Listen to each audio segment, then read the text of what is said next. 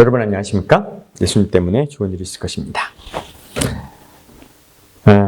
요한복음 1장 15절에 있는 말씀 같이 읽어보도록 하겠습니다. 요한복음 1장 15절입니다. 다 같이 읽겠습니다. 시작.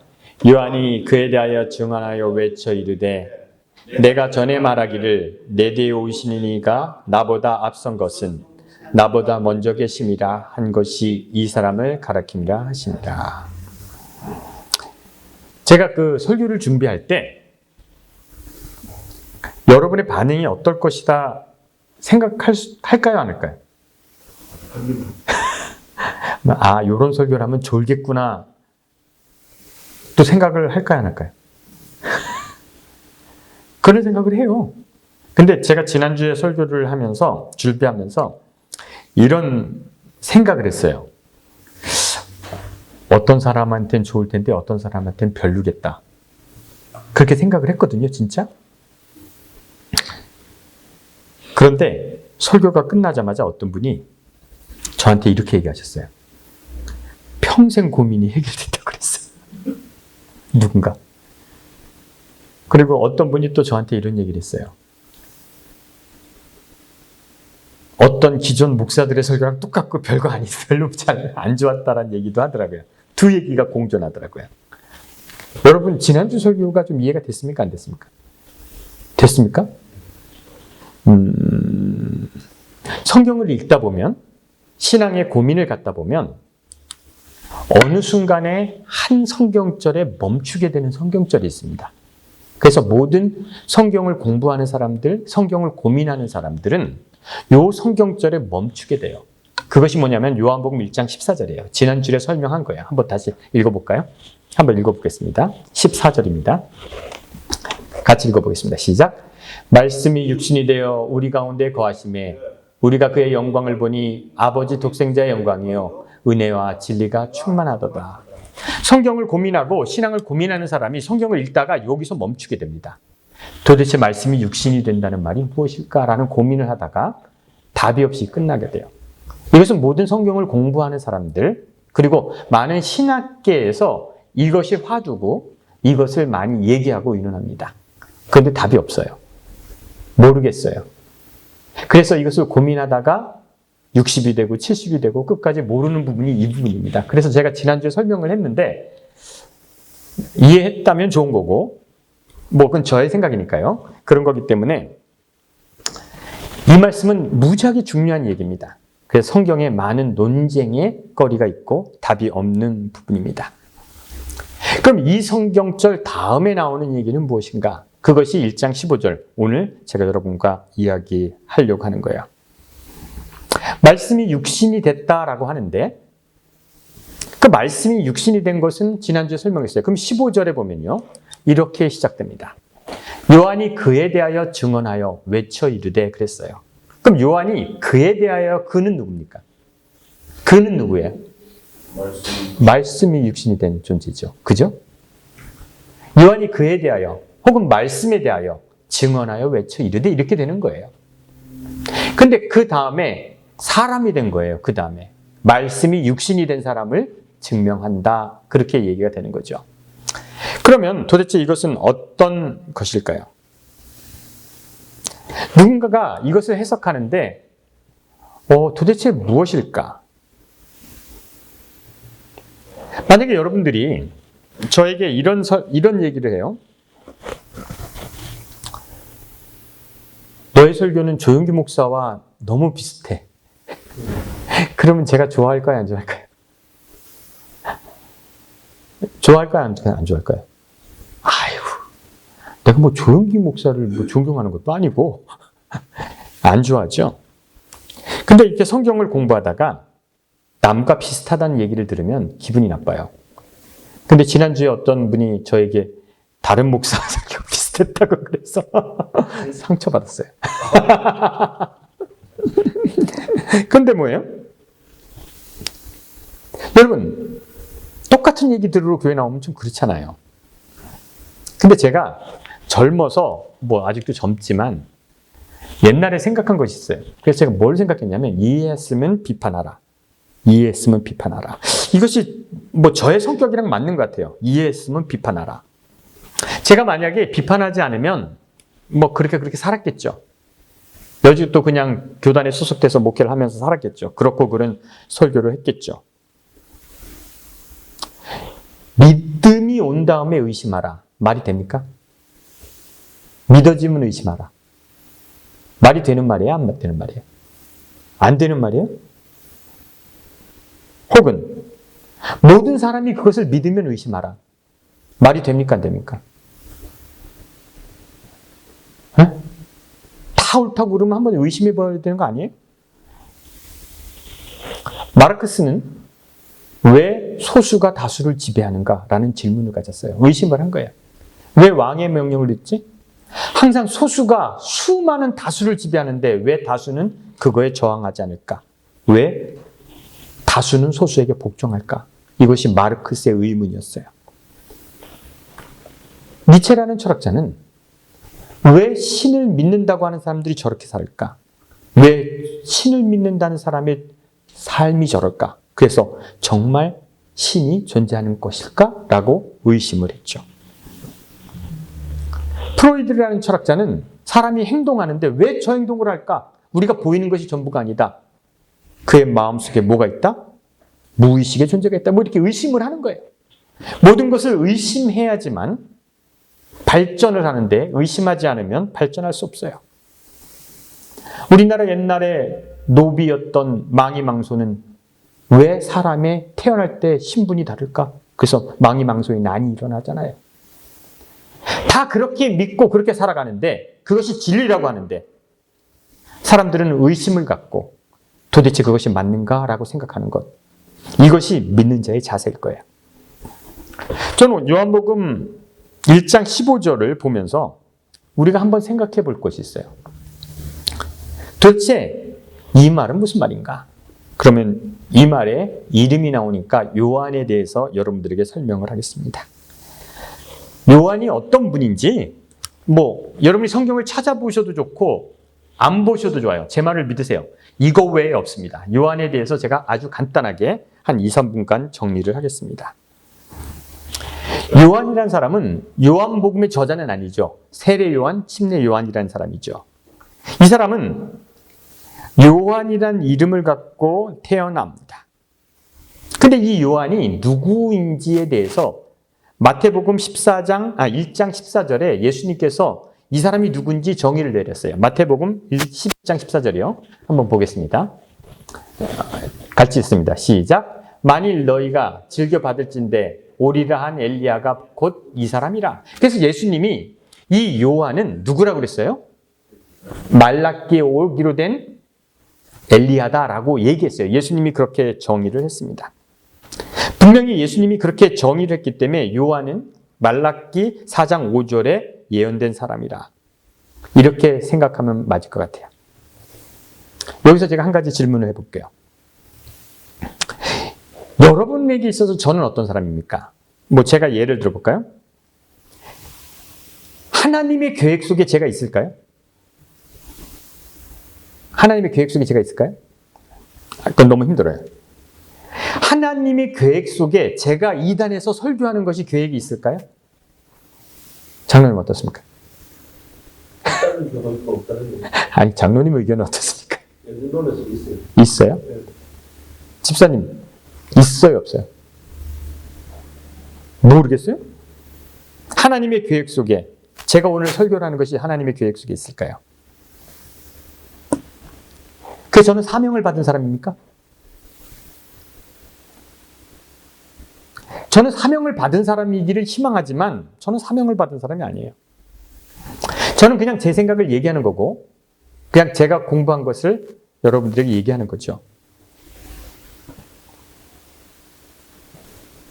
여러분 생각해 보세요. 제가 여기 와서 1년을 넘게 설교를 하고 있습니다. 근데 제가 여기까지 오는 과정에서 이 교회 계획이 엄청 바뀌었죠. 오라고 해라, 마라고 했다가 딴 목사 왔다가 그래서 제가 무슨 생각했는지 아십니까? 보고 오라고 했다가 또 딴 목사 했다가 이랬잖아요. 계속. 알죠? 모른 척 하는데 장난치도 해놓고. 그때 제가 무슨 생각이냐면 웃기고 있네. 지금. 나 그런 생각이 올까 말까? 아이씨. 그럼 내가 왜 왔는지 아십니까? 제가 왜 왔겠어요? 왜 콧방구를 끼십니까? 네? 나는 성경 공부를 하고 막 공부를 하는데 내 얘기를 들어줄 사람이 없었어요. 그래서 자존심 상하는데 왔어요. 아이씨, 정말 내가 이거 하나만 안 해? 이러다가 왔어요. 사명입니까? 뭡니까? 사명이에요? 하나님 계획 속에서 장로님이 막 이랬다 저랬다 그랬어요? 왜 그랬어요?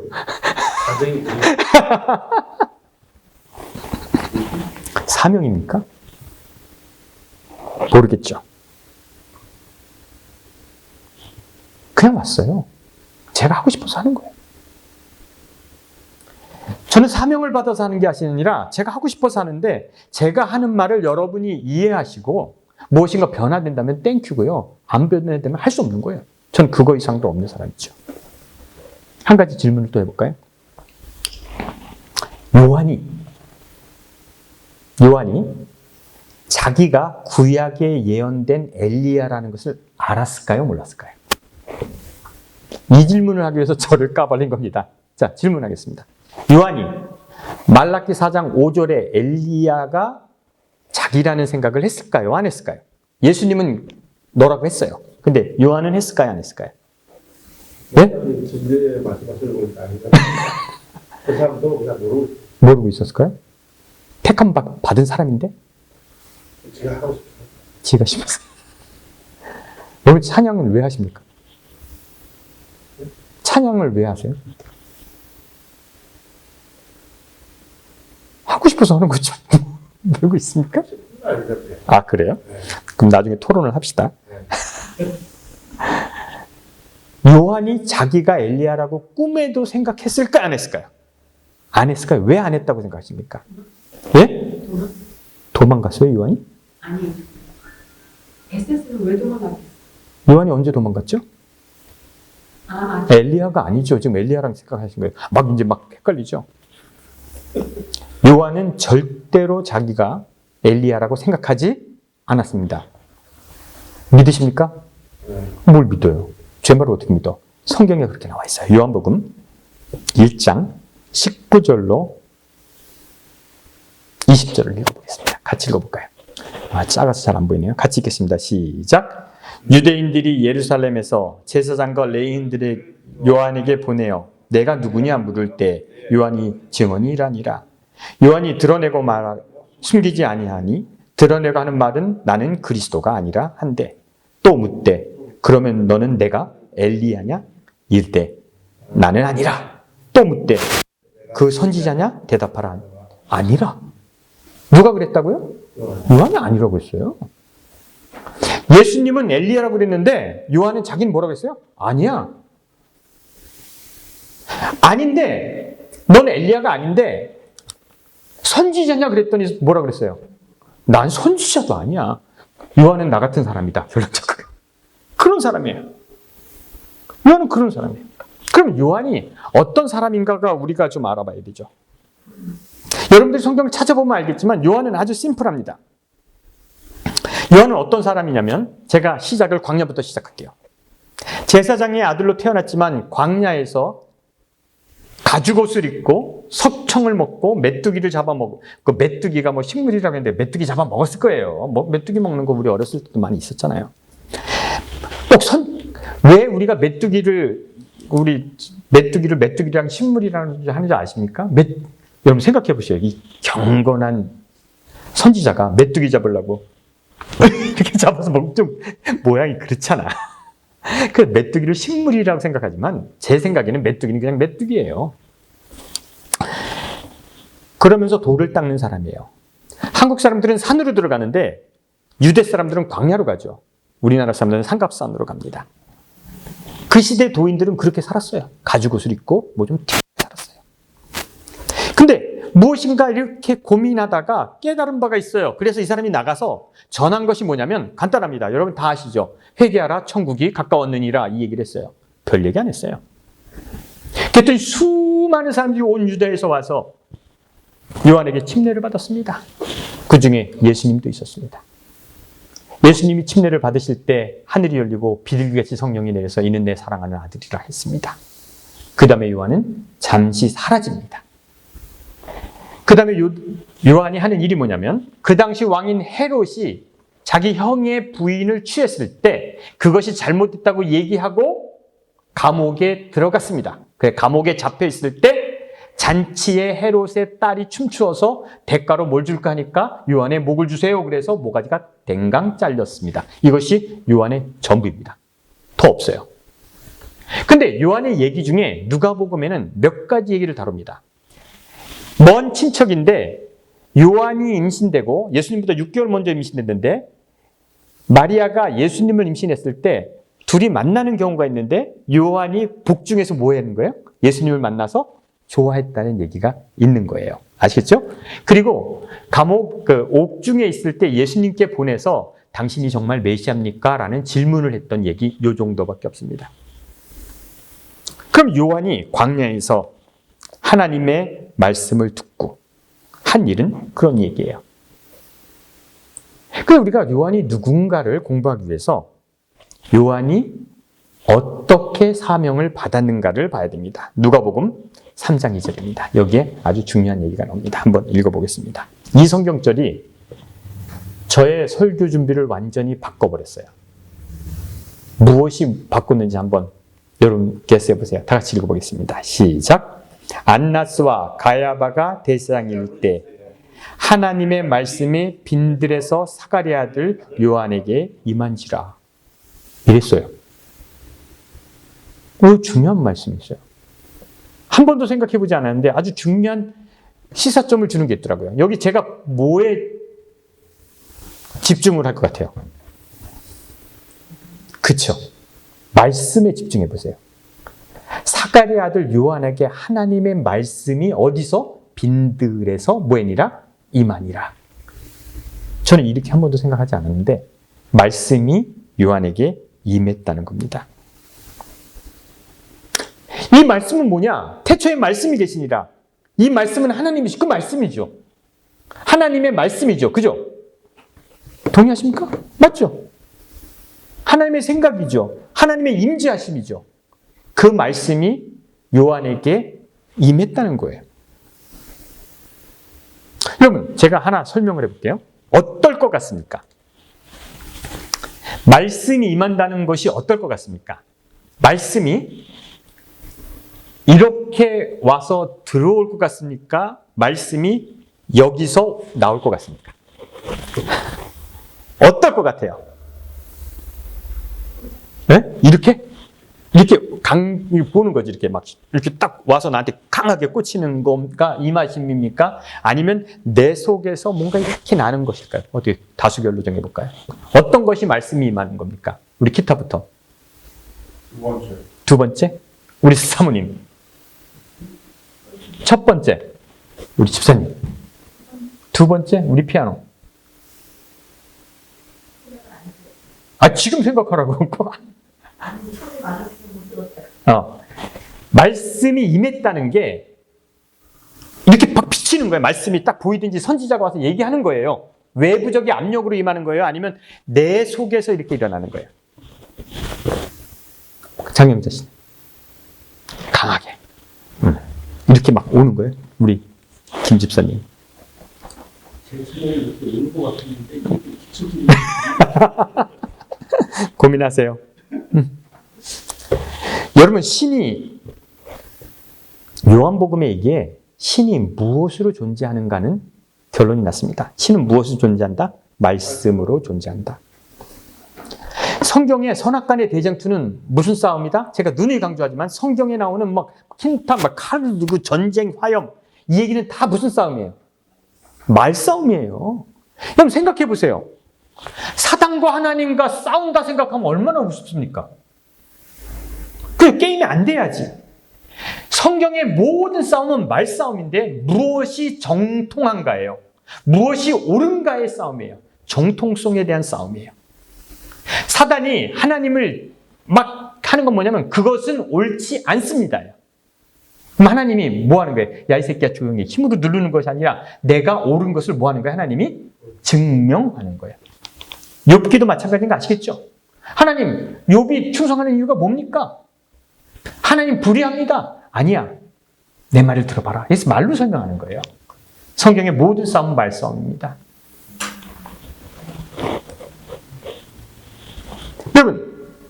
여러분이 만약에 하나님을 만났다는 사람, 제가 엊그제 책을 사려고 그 책에 있어서 이슬람에 관한 책이 있더라고요. 그래서 그 라디오 코리아 중고 장터에 보면 그 책을 하나 살게요.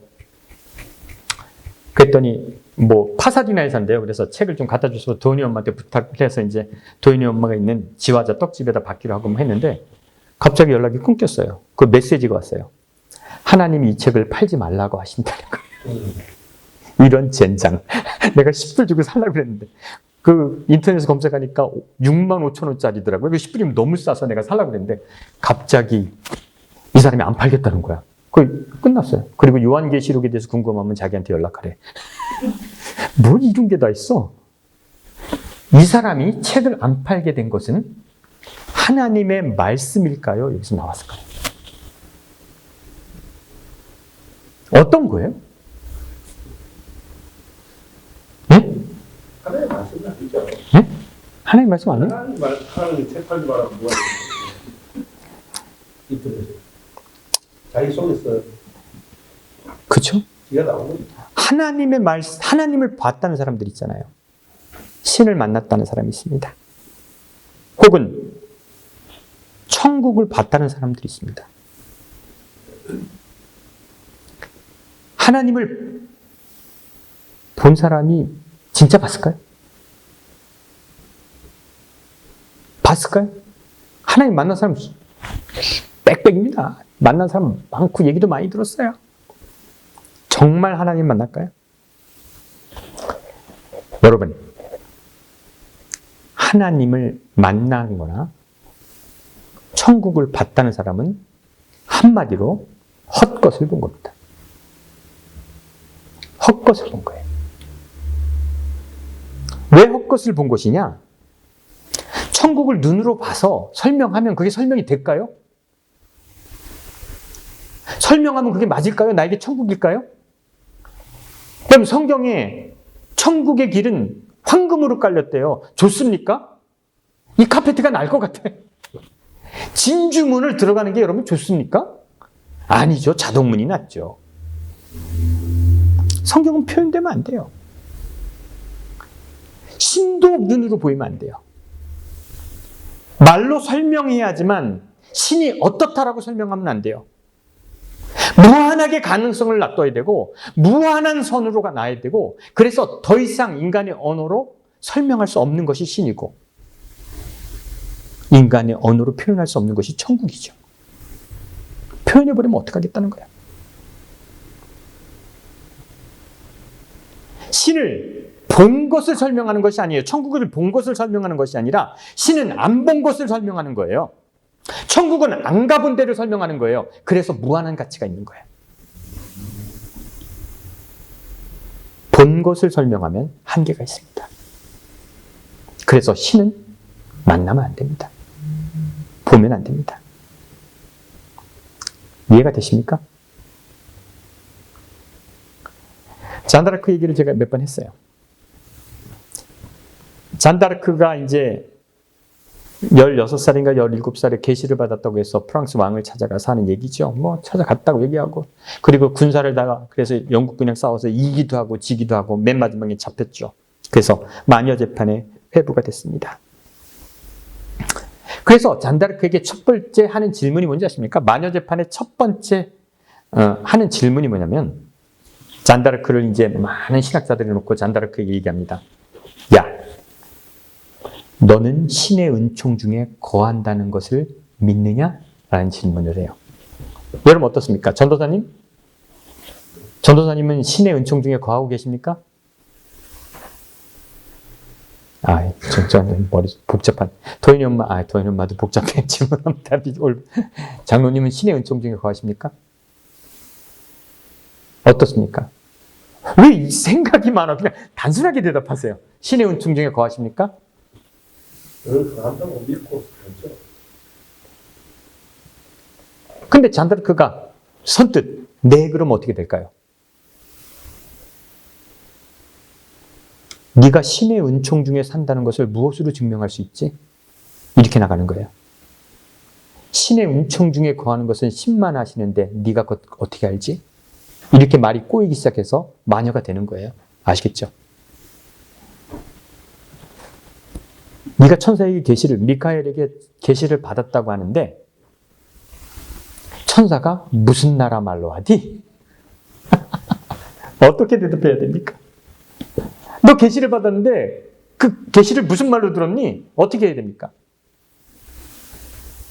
먼저 너는 신의 은총 중에 거하니? 라는 질문에 잔드라크가 어떻게 대답했는지 아주 장로님처럼 대답했어요. 내가 하나님의 은총 중에 거한다면 하나님께 영광을 돌립니다. 그러나 내가 은총 중에 거하지 않는다면 주님이여 나를 긍휼히 여기소서. 답을 비켜갔어. 원하는 대답 비켜갔어요. 천사가 너에게 어느 나라 말로 하디? 이 질문에 뭐라고 얘기했는지 아세요?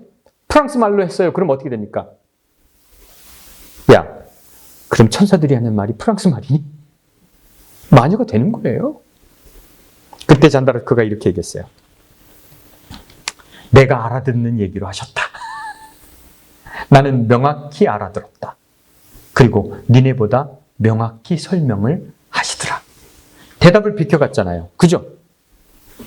이런 yes or not 이란 질문을 하는데 대답을 비껴가면 할 말이 없는 거예요.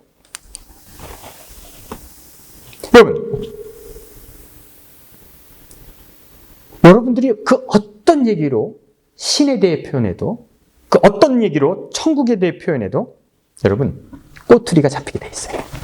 절대 안 됩니다. 여러분, 그래서 신에 대해서 표현하려 하지 마세요. 그것은 안 되는 것이니까요. 제가 지난주에 여러분에게 말씀이 육신이 됐다는 말을 했어요. 말씀이 육신이 된 사람과 말씀이 임한 사람의 차이는 뭘까요? 이게 너무 힘든가? 힘듭니까? 자, 말씀이 육신이 된 사람이 있어요. 말씀이 육신이 된 사람, 말씀이 임한 사람, 차이가 뭡니까?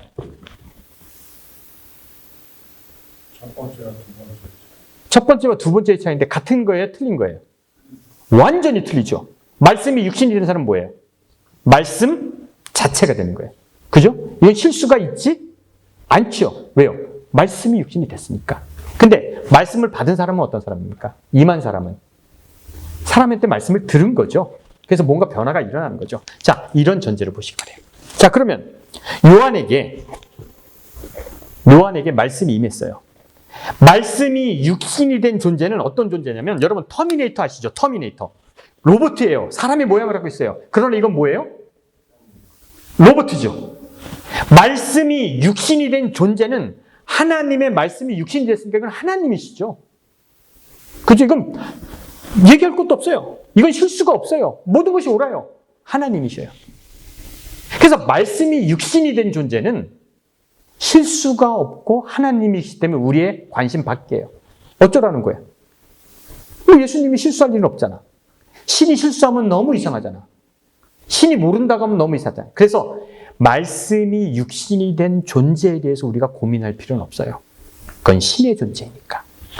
우리가 여기에 고민해야 될 사람은 누구예요?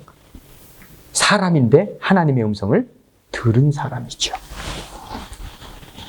요한은 그런 사람이에요. 요한은 말씀이 육신이 된 사람이 아니라 광야에서 돌을 닦다가 무엇인가를 깨달은 사람이에요. 근데 이것이 속에서 나왔을까요? 외부에서 들렸을까요?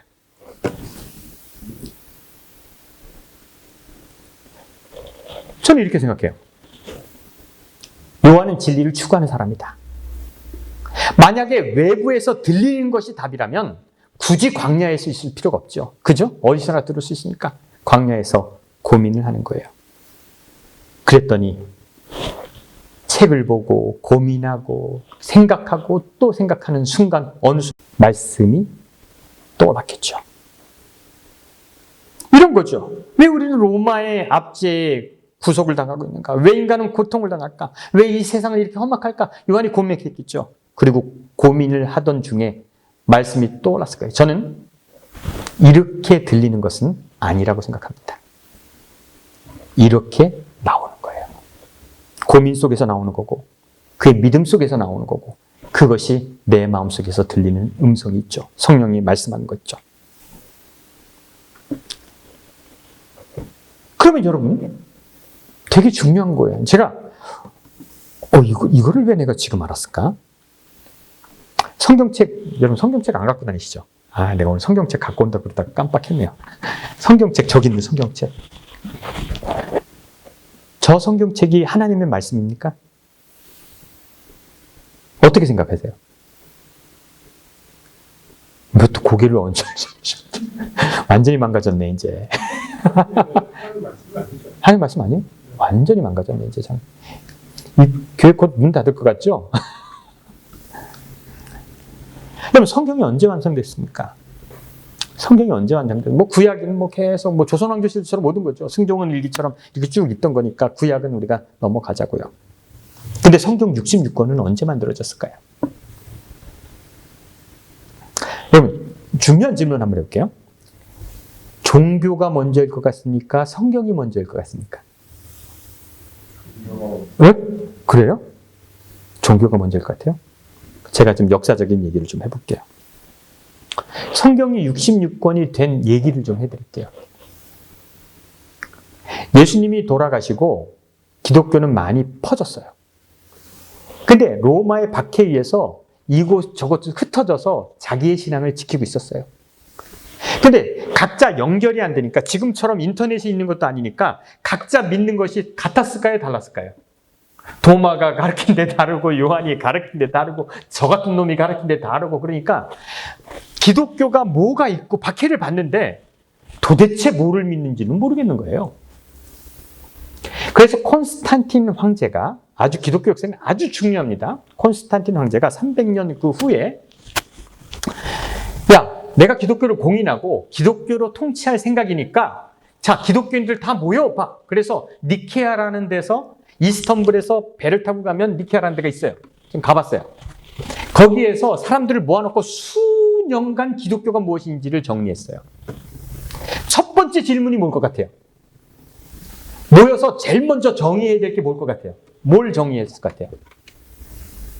첫 번째 화두가 뭘 것 같아요? 생각해 보세요. 생각나는 거 없어요? 예? 그렇죠. 예수가 누구인가예요. 예수가 뭔가? 우리가 예수 믿는다고 그러는데 예수가 뭐지? 신이다, 아니다, 인간이다, 현현이다, 막 이런 말들이 있는 거죠. 그래서 니케아 종교회의에서 예수님은 뭐로 공인이 됩니까? 하나님의 아들이며 신이라고 결정이 됩니다. 그리고 몇 년 후에, 또 한참 후에 성령은 무엇인가? 이건 말이다, 하나님의 기운이다, 뭐 하나님의 능력이다, 나타나는 거다, 천사가 현현하는 거다, 다 했는데 아니다, 성령도 뭐다? 하나님이 된 거죠. 그렇게 해서 니케아 종교회의에서 삼위일체라는 걸 만들고, 그 다음에 그렇게 형성되면서 기독교가 형성됐는데, 이거를 증명할 수 있는 방법이 뭘까요? 성경일까요? 자, 성경을 만든 기본 원칙이 있습니다. 한번 제가 했는데 기준이 있습니다. 한번 보세요. 넘어가 보세요. 성경의 선택 원칙입니다. 한번 따라 읽어보세요. 시작. 제자들의 기준. 사도 또는 사도와 가까운 사람이 쓴 것을 성경으로 픽업했습니다. 알겠죠? 첫 번째 기준이 뭐예요? 사도가 쓴 글이냐 아니냐. 그죠? 혹은 사도랑 가까운 사람이 썼느냐. 그 누구예요? 바울 같은 사람은 그렇잖아요. 사도와 가까운 사람이에요. 그래서 그 기준으로 성경을 뽑았습니다. 두 번째, 고대성입니다. 고대성은 뭐예요? 오래된 순서가 맞다. 예수님과 가까운 순서가 맞다고 하는 거예요. 세 번째를 같이 읽어볼게요. 같이 읽어보겠습니다. 시작.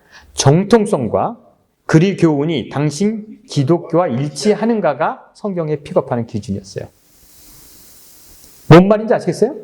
성경에 의해서 기독교가 세워진 것이 아니라 기독교가 만들어졌는데 자기 교리와 일치하는 것을 뭐 하는 거예요? 픽업한 거예요. 아시겠어요? 성경은 기독교보다 늦어요. 그렇기 때문에 하나님의 말씀, 성경으로 기독교가 세워진 것이 아니라 기독교가 만들어지고 그거에 맞는 것들을 픽업해서 어떻게 한 거예요? 성경을 만든 거예요. 무엇이 먼저입니까? 종교가 먼저예요. 그리고 그 종교에 필요한 무엇을 뽑는 거예요? 성경을 뽑은 거예요. 그것이 66권이 된 것입니다. 여러분, 그 시대 성경의 형성사를 보면 알죠? 어떤 사람들은 유다서를 넣지 말아야 된다 그러는 거고, 어떤 사람은 디모데후서는 이건 아니라고, 이건 외경이라는 거예요. 수많은 경전이 있었어요. 그리고 요한계시록은 성경을 만들기 끝까지 들어갈까 말까, 뺄까 말까, 이게 뭔 말이야? 쓰레기통에 들어갔다가 나왔다 그런 게 요한계시록이에요. 근데 그 많은 것 중에 뭐가 픽업됐다고요? 우리 기독교 교리와 맞는 것이 무엇이냐를 픽업해서 66권을 만들었어요. 이것이 전체적으로 하나님 말씀일까요?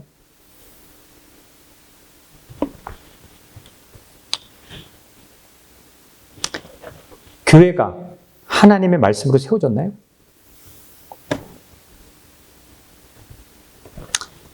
여러분, 우리가 말씀을 좀 알아야겠더라고요. 그런데 제가 요한을 공부하면서 느끼게 된 것이 있어요. 물론 여러분 아시겠지만 제가 과도하게 제 논리를 피는 게 있어요. 과도하게 제가 집중하는 것이 있어요. 걸러서 들으세요. 요한복음 3장 10절로 14절입니다. 다 같이 한번 읽어볼게요. 이거 진짜 중요하니까 읽어보세요. 왜냐하면 요한이 하나님의 말씀이 임한 다음에 설교한 것은 이거밖에 없어요. 아시겠죠? 하나님의 말씀을 받고 설교한 건 요 대목밖에 없어요. 요한의 기별은 이거예요. 한번 같이 읽어보겠습니다. 다 같이 읽겠습니다. 10절입니다. 시작. 무리가 물어 이르되 그러면 우리가 무엇을 하리까? 대답하여 이르되 옷 두 벌 있는 자는 옷 없는 자에게 나눠줄 것이요 먹을 것이 있는 자는 그렇게 할 것이라 하고 세리들도 침례를 받고자 하여 와서 이르되 선생이여 우리가 무엇을 하리까 하며 이르되 부과된 것 외에 더 거두지 말고 군인들이 물어 이르되 우리는 무엇을 하리까 하며 이르되 사람에게 강탈하지 말며 거짓으로 고발하지 말고 받은 금료를 족한 줄 알라 하니라. 하나님의 말씀이 임하니까 한 설교가 이거예요. 너무 웃기지 않습니까? 요한계시록을 기록한 게 아니라 힘든 얘기를 한 것이 아니라 이것을 읽고 여러분이 느낀 점이 뭐예요? 요한이 하나님의 말씀이 임해서 전한 기별이 이건데 느낀 점이 뭡니까?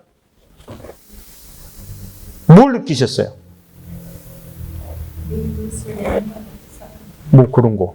또 이거 너무 쉽고 너무 이거 꼭 교회 나와야지 하는 거예요. 이거 당연한 거예요. 이거 뭐 공부해야지 하나?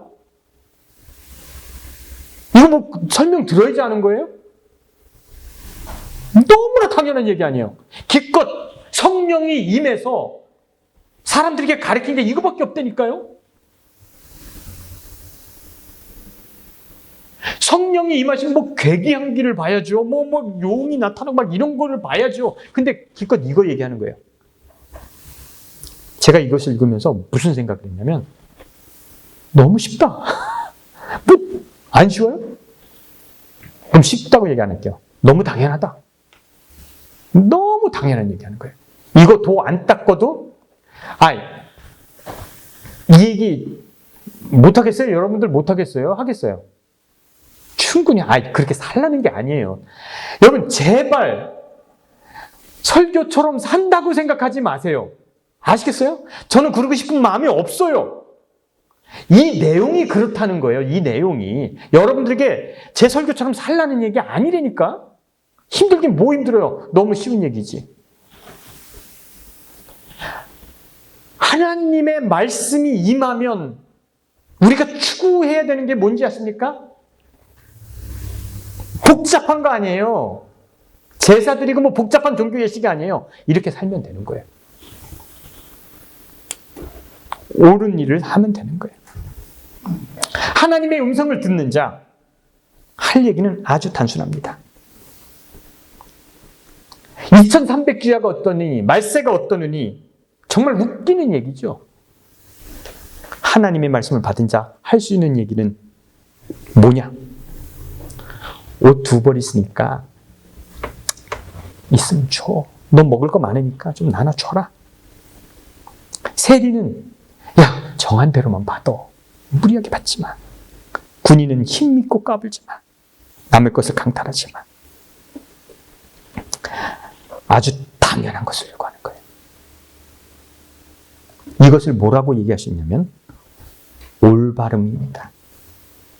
올바름. 신이 우리에게 하시는 말씀은 뭐라고요? 올바름이에요. 종교에서 배울 수 있는 것이 아니라 당연히 인간의 본성 속에서 이런 것이 있습니다. 여러분, 신의 대의 속에, 종교의 대의 속에 남은 것은 종교 예식도 아니고 그 어떤 것도 아니고 뭐라고요? 그것이 올바르냐라는 거죠. 그래서 요한이 우리에게 설교한 것은 뭐밖에 없다? 올바르게 살아라. 당시에 사회적 사람들은 네. 중에서 이슈가 되는 부분이니까요. 이거는 평생 세상에 존재하는 한 올바른 이슈가 되겠죠. 여기에 교리를 찾을 수 있는 것이 아니고요. 여기에 딴지 걸 거는 하나도 없습니다. 올바르게 살아라니까. 제사를 드려라. 이건 복잡해져요. 예배를 드려야 된다. 이건 몇 시에 드려야 돼요? 이 복잡해져요. 요한이 하나님께 받은 바 기별은 뭐냐면 올바르게 살아라. 그 신의 기별은 뭐냐? 올바름이라는 것이 맞지. 그 어떤 것도 아니라는 겁니다. 그런 생각을 했어요. 다 같이 기도하겠습니다.